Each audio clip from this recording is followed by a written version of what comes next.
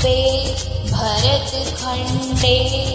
आर्यावर्ते भारत वशिक नगरी है विख्यात अयोध्या नाम की यही जन्म भूमि है परम पूज्य श्री राम की ये रामायण है पुण्य कथा श्री राम की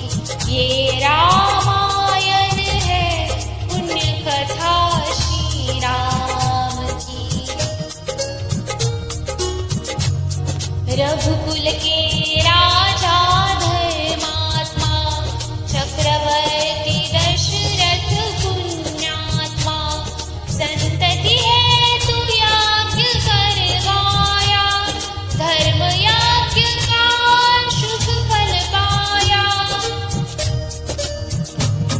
नृपहर जन्मे चार कुमारा रघुकुल दीप जगत आधारा चारों धातु के शुभ नामा भरत